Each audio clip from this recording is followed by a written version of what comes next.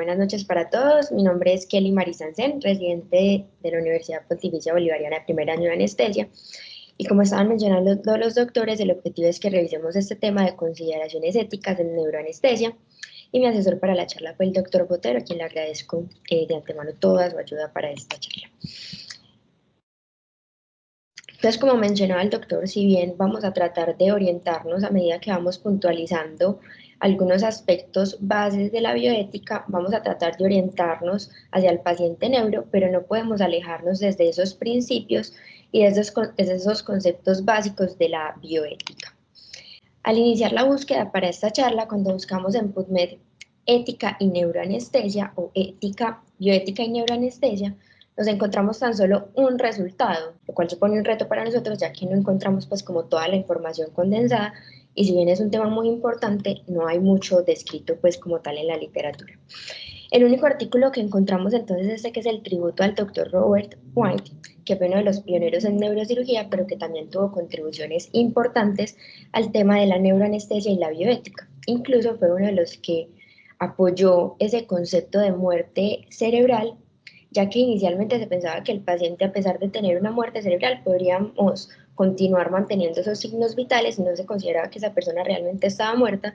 Entonces realmente pues él contribuyó en esta parte, en ese dilema de que cuando el cerebro estaba muerto, realmente pues hasta allí había llegado como la vida, por así decirlo. Ahora no quiere pasar. No quiere.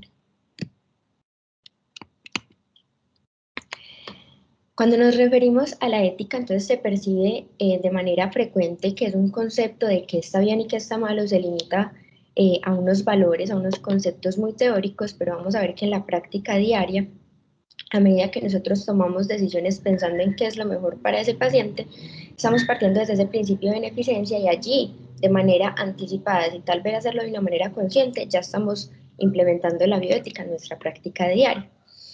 La bioética entonces significa esa bioética de la vida que la estamos aplicando específicamente a la medicina. Esto se dio más o menos en el siglo XVIII, que se dio como esta incursión, pero realmente este planteamiento de los principios bioéticos surge en el 78 con el informe de Bergman, posterior a muchas atrocidades que se cometieron en los temas de investigación en medicina, eso de Tuskegee que conocemos tanto. Entonces estos principios bioéticos, si bien se publicaron desde el 78, actualmente continúan vigentes y son la base para todas estas discusiones bioéticas. Entonces vamos a empezar por recordarlos. La beneficencia entonces consiste en proteger y promover esos intereses del paciente. La no maleficencia, que partimos de primero no hacer daño, y recordar que podemos hacer daño no solamente por acción, sino también por omisión. Si dejamos, por ejemplo, de aliviarle ese dolor a un paciente pudiéndolo hacer, allí estaríamos incurriendo en una falla. La autonomía, que partimos de que el paciente tiene esa libertad para expresar cuáles son sus opiniones, cuáles son sus deseos con base en sus experiencias, en su religión, en su cultura. Y ya finalmente la justicia, que parte de esa equidad y una distribución equitativa, una distribución universal de esos servicios de salud. Vamos a iniciar entonces revisando la parte del consentimiento informado y recordar que su planteamiento inicial o sus inicios se dieron después de que una paciente demandó a un hospital porque se le realizó una cirugía sin su consentimiento. Esto fue en Estados Unidos y esto se considera como ese momento inicial en donde se plantea, no, es que si el paciente tiene la capacidad para decidir sobre su cuerpo y sobre qué se le va a realizar, debemos de formalizar un poco esto, ¿cierto? Respondiendo también a ese principio de autonomía. Tenemos entonces que el consentimiento informado es ese proceso de comunicación entre el médico y el paciente, realiza con el fin de proveer al paciente de ese conocimiento y de toda la información necesaria para que él tome una decisión. Además se considera como esa autorización de una actividad basada en la comprensión de lo que conlleva esa actividad, en ausencia de control por parte de otros. Y esto es un punto importante, ya que debemos de tratar de identificar que realmente ese paciente no esté siendo coaccionado por una fuente externa para tomar esa decisión. Entonces, más allá de un requisito netamente institucional o un formulario que necesitamos que esté firmado para pasar el paciente al quirófano, esto abarca profundamente unos aspectos legales, unos aspectos éticos que es importante que tengamos en cuenta.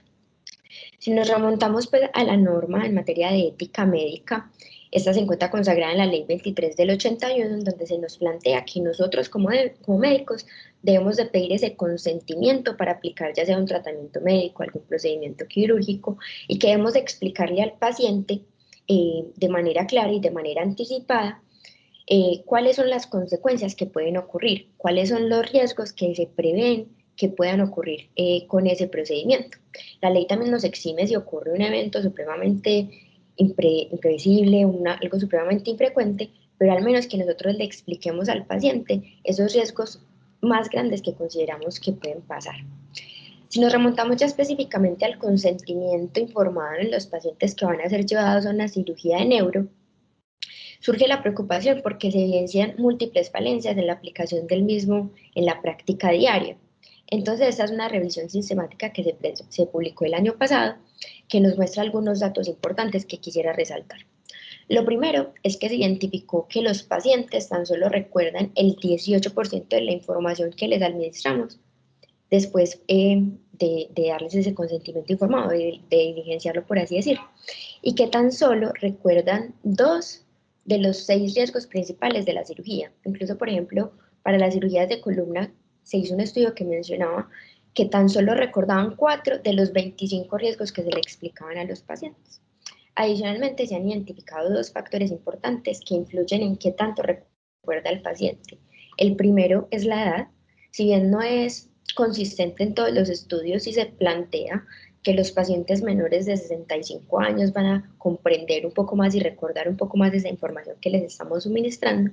Y también un punto importante es el tiempo con el cual realizamos de manera anticipada ese consentimiento. Se ha visto que si realizamos el consentimiento 14 días antes del procedimiento anestésico y quirúrgico, el paciente recuerda más la información que si lo hacemos 2 días antes. Y surge la pregunta es, ¿qué tanto recuerda el paciente de lo que le decimos 5 minutos o 10 minutos antes de pasarlo al quirófano, ¿cierto? Entonces, son temas importantes que debemos empezar a tener en cuenta. Adicionalmente, se plantea que el consentimiento informado está dentro del top 3 de demandas por mala práctica en Estados Unidos e incluso se ha considerado como la segunda razón más común de litigio en pacientes que son llevados a cirugía por tumor cerebral. Debemos de considerar que hay unas poblaciones especiales en donde la autonomía se puede ver comprometida y que de entrada vamos a necesitar apoyarnos, por ejemplo, en el caso de la población pediátrica, ya sean sus padres, en el caso de los tutores, para el diligenciamiento de este consentimiento informado. En el caso de la población pediátrica también podríamos solicitar el asentimiento del paciente, pero ya como tal la firma y la documentación legal debe estar realizada por el tutor o por sus padres. Considerar también en el caso de los pacientes neuro, los pacientes con demencia de cualquier etiología, en algún momento del curso de su enfermedad pueden cursar con una alteración para esa toma de decisiones, que también lo debemos de anticipar y prever de una forma en la que conversemos con la familia y se designe a un tutor, a un representante, que vaya a ser la persona encargada de tomar esas decisiones, pero que de manera inicial debemos de hacer énfasis en que la persona que tome la decisión debe de hacerlo con base o pensando en qué realmente hubiera querido el paciente si tuviera esa capacidad para tomar la decisión. Además, hay unas situaciones específicas, como es el caso de pacientes bajo el efecto, del efecto de opioides, de benzodiazepinas, que también pueden tener una alteración en ese momento de su autonomía y que no sería pues el momento ideal como para tomar una decisión importante.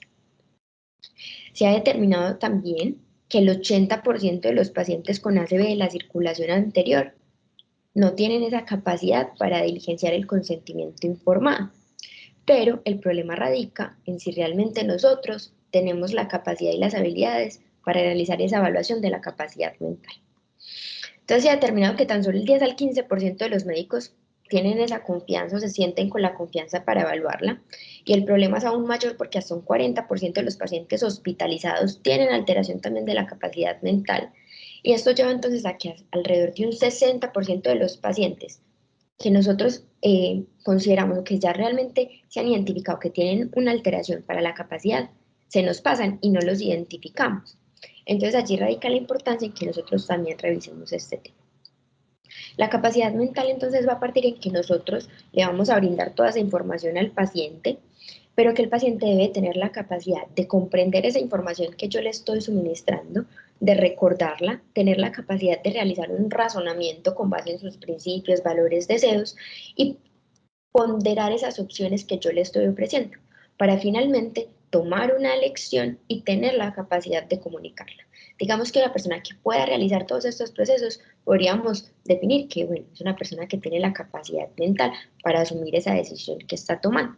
Adicionalmente, es importante, y más en los pacientes de neuro, que conozcamos cuál es el pronóstico, cuál es la naturaleza de esa enfermedad que nos está limitando esa capacidad mental. Por ejemplo, tenemos un paciente con una hidrocefalia que se ha venido deteriorando, pero que ya le van a realizar, por ejemplo, la derivación ventricular y que esperemos que en cuestión de días o semanas mejore su estado neurológico.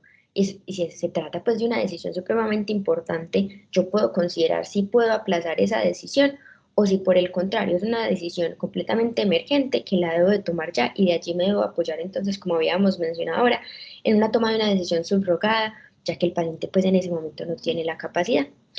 Algo que quisiera resaltar es que no podemos partir o esperar hasta que el paciente nos responda algo que nosotros no esperábamos para considerar que ese paciente tiene una alteración de la capacidad mental. Me explico. Tenemos una paciente joven, no sé, 25 años, con un glioblastoma, a la que le decimos, no, mira, tenemos que llevarte a la extirpación del mismo, pero existen múltiples riesgos y le explicamos los riesgos y la paciente me dice, no, no, yo prefiero que no me lleven a cirugía, no me sometan a la anestesia. Y ahí es donde nosotros frecuentemente consideramos, no, posiblemente está en una depresión, no aceptado, y nos vamos como por los lados, pero no debemos de considerar que porque esa paciente me está respondiendo que tiene una alteración de la capacidad mental, posiblemente ya esté en toda su facultad y tenga todos los criterios para decir que está con una capacidad mental íntegra para tomar esa decisión. Entonces no podemos hacer una relación o juzgar la decisión que el paciente está tomando y valerla como si fuera una alteración de la capacidad mental. Por tanto, entonces debemos de hacer una definición de realmente si el paciente tiene una pérdida de la capacidad, si es transitoria o no, o si por el contrario, a pesar de que el paciente tiene una condición que pudiera alterar su capacidad, podríamos decir que el paciente está en todas las facultades para hacerlo. Y esa decisión que nosotros tomemos con respecto a la capacidad debe quedar consignada en la historia clínica. También debemos recordar que la capacidad mental depende del contexto y de la decisión. Un paciente puede ser capaz de tomar una decisión, por ejemplo, con respecto a la extirpación de un tumor, pero para él puede ser un poco más complejo comprender todos los procesos de la anestesia. Entonces, ahí vemos que es variable y que es independiente. Además, por ejemplo, en los pacientes de neuro que pueden cursar con un deterioro progresivo, es importante esa reevaluación y reafirmación de la decisión que se está tomando. Finalmente, para concluir esta primera parte de consentimiento informado de capacidad mental, se han descrito unas estrategias para mejorar ese proceso de consentimiento informado específicamente de los pacientes neuro. Lo primero entonces que nos recomiendan es identifique cuál es el nivel educativo para que usted adecue su lenguaje y trate de explicar de una manera muy clara al paciente. Evalúe entonces la capacidad mental e identifique qué información ese paciente necesita para tomar la decisión. Lo segundo es involucrar la red de apoyo del paciente. Esto es fundamental en los pacientes neurológicos, ya que no sabemos qué puede pasar en la cirugía y en el posoperatorio también va a ser esa familia los que en algún momento nos pueden inculpar o pueden reclamar, por así decirlo, que no les explicamos que su paciente podía quedar en esas condiciones o que se podrían ocurrir X número de complicaciones. Entonces, esta parte también de la red de apoyo es fundamental en los pacientes neuro. Nos podríamos basar claramente en un formato de consentimiento informado previamente establecido, pero es importante que también nosotros lo individualicemos. Y un tema nuevo o un poco sí, más reciente que empieza a cobrar más importancia es esa presentación de la información de diferentes modalidades. ¿Qué quiere decir esto? Por ejemplo, en pacientes que han sido llevados a resección de adenomas pituitarios por vía transesfenoidal, se ha identificado que al utilizar sitios web interactivos con los pacientes, comprenden mejor la información y hay mejores puntajes de comprensión de la información al yo utilizar estas herramientas. De igual forma, en estos pacientes se ha identificado que al utilizar folletos, infografías, ha mejorado más o menos en un 80% la comprensión con respecto a la anatomía y la función cerebral y en un 68% ha mejorado la comprensión de la explicación del médico. Entonces sabemos que estas partes de las patologías neurológicas son complejas y que si nosotros podemos ilustrarle al paciente de una manera mucho más gráfica qué es lo que vamos a hacer, cuál es su diagnóstico, cómo vamos a proceder con la anestesia, también le puede ayudar al paciente al entender y tomar una decisión con muchas más herramientas. Partiendo también de la complejidad de estos pacientes, debemos de permitir un tiempo para preguntas, no es un momento de correr, y además debemos de evaluar siempre cuál es esa comprensión del paciente. Así sea de una manera sencilla, dígame qué entendió, qué fue lo que le dije, cuáles son los riesgos, qué cirugía le van a hacer, para que realmente nosotros verifiquemos que el paciente sí comprendió al menos esa información más grande que le estamos suministrando. Con respecto a algunos aspectos claves de la valoración preanestésica orientados hacia esta parte que estamos hablando de ética, además de todo la evaluación completa que vamos a realizar en ese preoperatorio, destacar la importancia de un examen neurológico y que nos quede constatado en la historia clínica. Esto con el fin de que en el posoperatorio podamos identificar si hubo alguna complicación o por el contrario si hubo una mejoría o si se preservó su estado basal.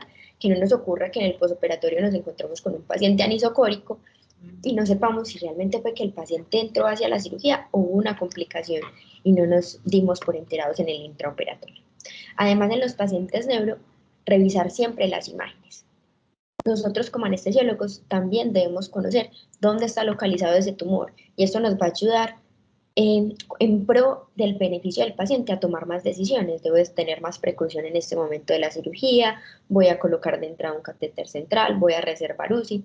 Entonces también no olvidar esta revisión de las imágenes en todos los pacientes de neuro. Adicionalmente, contamos con una herramienta fundamental y específicamente para los pacientes con tumores cerebrales, que es la escala del estado funcional de Karnofsky. Esta, que se originó en el 48, nos propone una escala en donde vemos el puntaje más alto es un paciente normal y va disminuyendo a medida que nos aproximamos a cero la funcionalidad del paciente.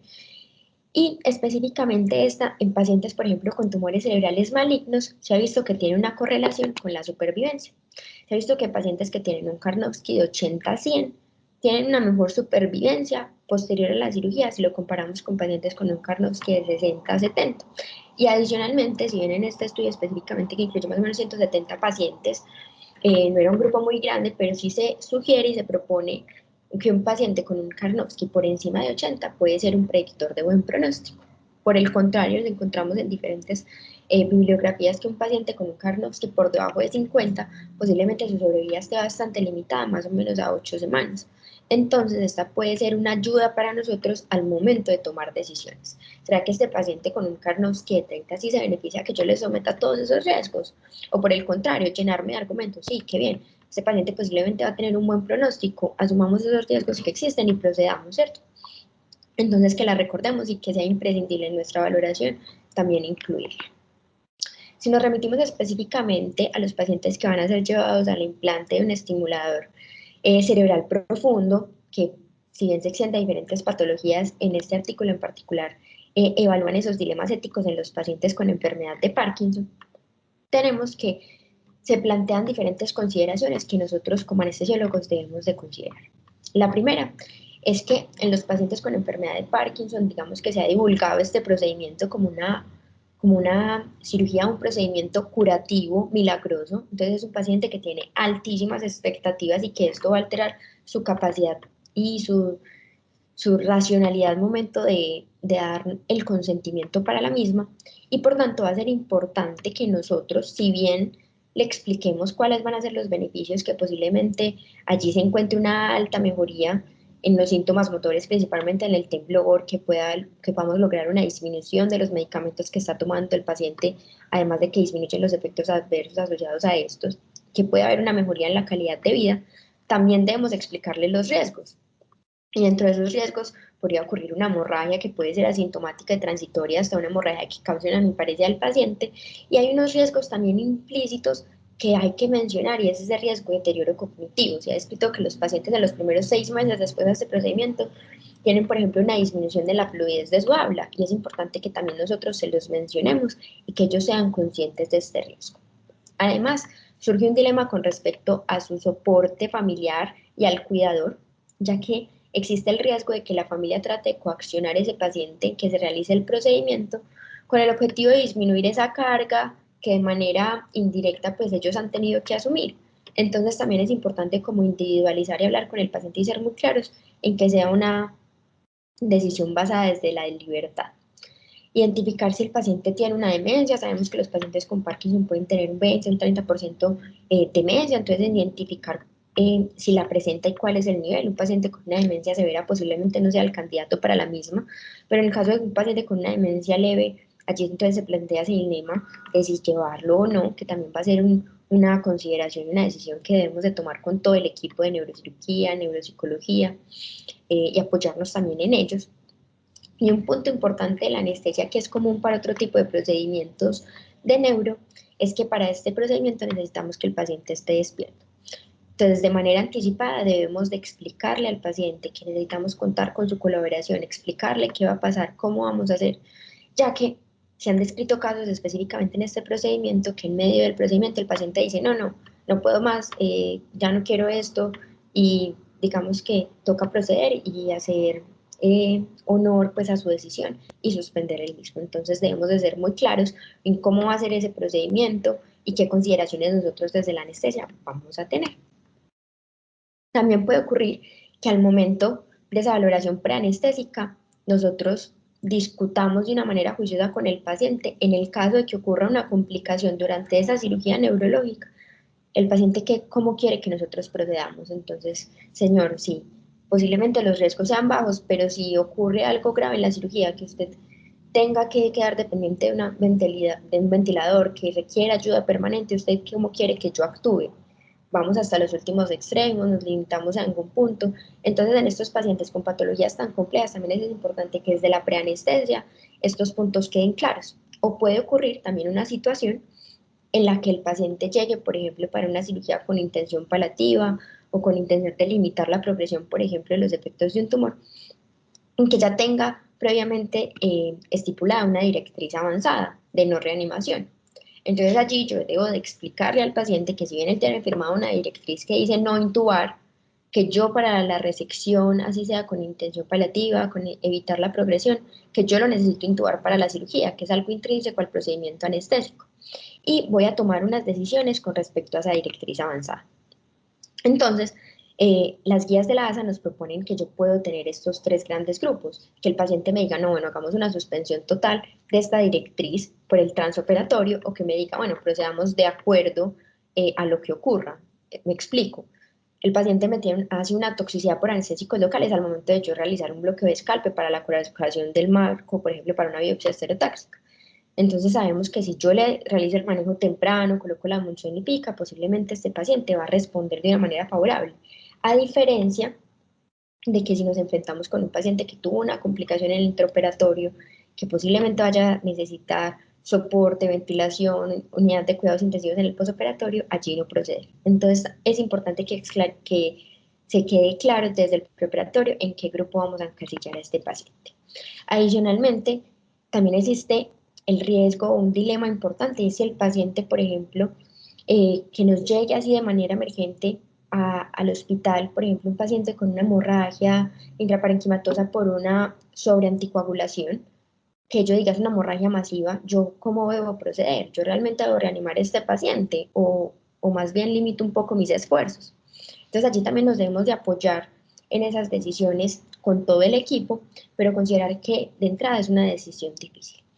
Si bien nosotros luchamos por respetar y por honrar esas directrices de no reanimación avanzada, se ve frecuentemente que nosotros en el momento emergente reanimamos pacientes que ya tenían una directriz previa y conforme a esto y conforme a esa expresión de los deseos de los pacientes, sabemos que hay personas que se tatúan no reanimar o collares. Sin embargo, estas al momento continúan siendo directrices de no reanimación que no están estandarizadas y pues no hay una directriz clara que nos diga, no, si el paciente tiene un tatuaje, no procede. Entonces, hasta el momento, pues digamos que eso no está estandarizado. Y nuevamente, como les he venido mencionando pues a lo largo de la charla, siempre apoyarnos, tanto en la familia como en todo nuestro equipo. Que no seamos nosotros los únicos responsables de esa decisión, sino que de una manera más integral y más global logramos tomar las mejores decisiones para el paciente. Aparte de los que hemos venido mencionando, quisimos traer dos dilemas éticos que son un poco diferentes, que tal vez nosotros no consideramos frecuentemente que se relacionan con la bioética, pero como les voy a mostrar, sí que se relacionan. Y uno de ellos es el impacto ambiental que tenemos nosotros con nuestra práctica diaria como anestesiólogos. E incluso la ASA en las guías de ética nos pone acá que nosotros debemos de ser responsables y que debemos de tener en cuenta qué impacto tienen nuestras acciones en el quirófano, ¿cierto? Específicamente, se ha visto que los centros de salud son el segundo productor de residuos a nivel de Estados Unidos, e incluso se ha considerado que como tal la asistencia sanitaria es la quinta emisora de gases con efecto invernadero. Y si comparamos, por ejemplo, nuestros anestésicos inhalados con el CO2, que es el estándar de referencia para todo este daño de la capa de ozono, vemos que el desflurane tiene como un efecto tóxico como 2000 veces mayor al CO2. Esto no quiere decir que no lo utilicemos, sino que seamos más conscientes y responsables al momento de utilizarlos. No solamente los inhalados tienen efectos deleterios, sino también, por ejemplo, en el caso de TIVA con el propofol, tenemos que es un medicamento supremamente tóxico para el medio ambiente, que no se disuelve en agua, que causa toxicidad para los animales acuáticos y que incluso amerita ser incinerado. Entonces, que por tanto también se empiezan a plantear unas recomendaciones como evitar usar presentaciones tan grandes e irnos más hacia las presentaciones un poco más pequeñas para evitar ese derroche de medicamentos que nos toca descartar. Con respecto específicamente a neuroanestesia, es difícil decir que una técnica, por ejemplo, pues inhalatoria o, o la técnica activa, cuál de las dos es más dañina para el medio ambiente, sino que mi recomendación o el mensaje grande en este momento es que si vamos a utilizar los anestésicos inhalados durante el mantenimiento, utilicemos flujos bajos, que la ASA nos recomienda flujos de 1 litro por minuto, siempre monitorizando cuál es la fracción inspirada de oxígeno que le estoy dando a mi paciente.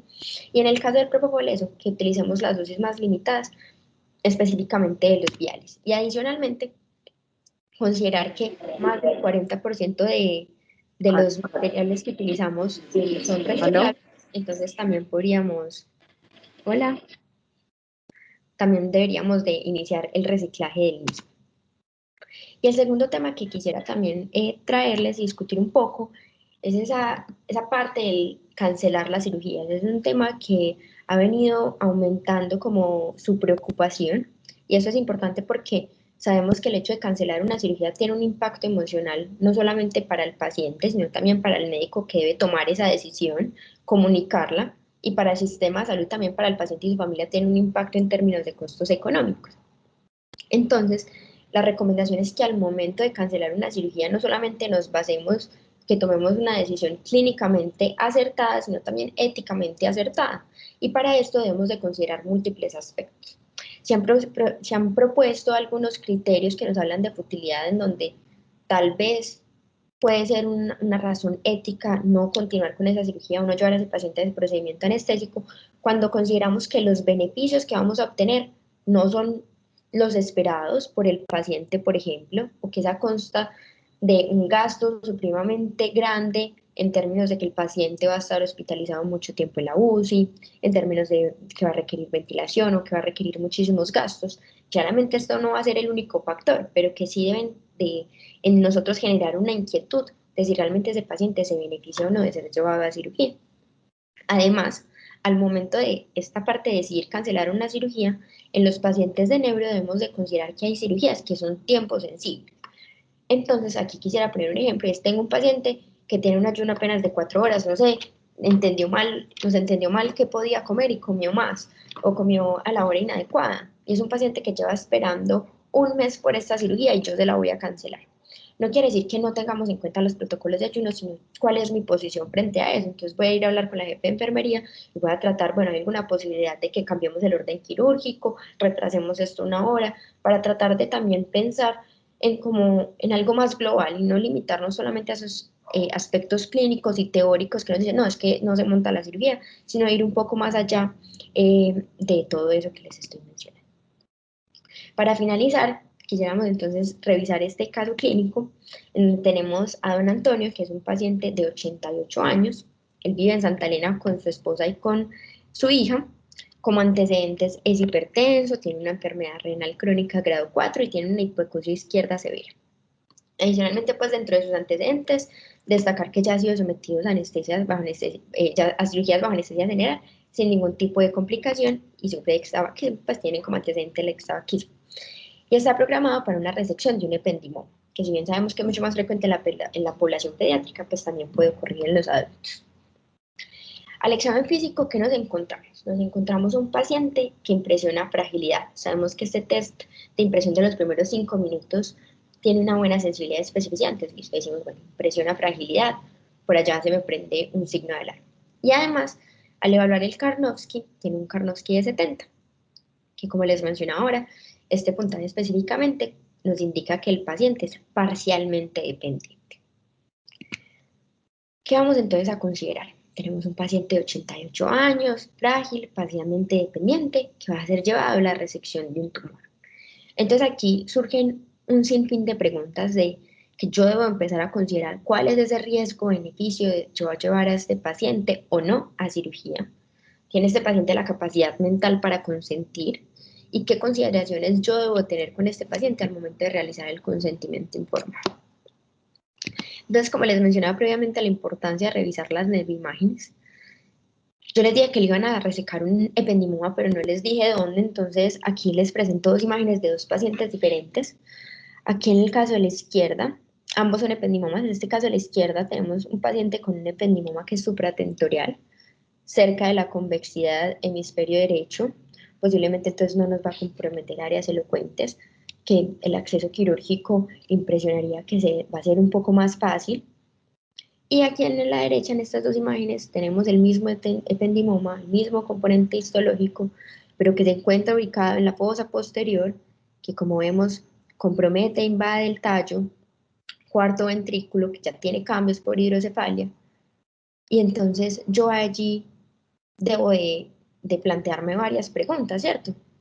Supongamos que es el paciente de la derecha, entonces claramente voy a tener muchísimos más riesgos, que esto puede ser, digamos que más fácil o más difícil de acuerdo a cómo miremos la decisión, pero claramente van a haber muchos más riesgos y allí yo debo de partir. O sea, ese debe ser uno de mis puntos de partida para yo explicarle al paciente y a su familia. Vemos que claramente no solamente las complicaciones por parte del neurocirujano, sino también por parte de nosotros hay riesgos latentes, ¿cierto? Entonces, de manera inicial, debemos de conocer cuáles son esos riesgos que el paciente va a ser sometido, ¿cierto? Adicionalmente, para tomar una decisión en esa balanza riesgo-beneficio, nos podemos apoyar en diferentes escalas de riesgo. Por ejemplo, si le calculamos el riesgo a este paciente, tenemos que tiene un riesgo del 73% de que al momento del alta vaya a un centro de cuidado y tiene un riesgo de cualquier complicación o de una complicación seria alrededor del 25%, lo cual también le debo explicar. Y al ser un paciente frágil, quisiera acotar esto, es que un paciente frágil no es igual a que yo voy a tomar un comportamiento paternalista y voy a tomar la decisión por él, sino que incluso siendo un paciente frágil yo puedo evaluar esa capacidad mental para tratar de identificar realmente si el paciente tiene esa capacidad y no excluir a pacientes frágiles que per se pueden ser completamente lúcidos y contar con todos esos componentes que mencionamos ahora para tomar decisiones. Finalmente, entonces, la respuesta no es está correcto llevarlo a cirugía o está correcto no llevarlo a cirugía y decidir un manejo paliativo, sino que consideremos de una manera más global cuáles son esos riesgos, cuáles son esos beneficios, cuáles son las expectativas por parte del neurocirujano, cuáles son las expectativas por parte del familia y su paciente, y también nosotros qué podemos hacer para tratar de tener un impacto en él. Pero nuevamente no hay una respuesta correcta o incorrecta de qué hacer. Finalmente, pues y como conclusiones, entonces tenemos que estos pacientes neurológicos tienen algunas consideraciones específicas, dentro de ellas, como lo resalté pues, a lo largo de la charla, la parte de la capacidad mental es fundamental y que se puede deteriorar intrínsecamente relacionada con esa patología que lo va a llevar a cirugía, que son patologías complejas y ameritan que nosotros dediquemos un poco más de nuestro tiempo y que empecemos a implementar otras formas, videos, otras ayudas para que el paciente comprenda qué es lo que vamos a realizar. En los pacientes neuro tenemos entonces diferentes herramientas, apoyarnos en el Karnofsky, apoyarnos en la familia y la toma de decisiones en equipo va a ser fundamental. Y dos mensajes grandes es que el consentimiento informado va más allá que una firma o un requisito institucional y que la bioética va mucho más allá de un concepto teórico del principio. Muchísimas gracias a todos.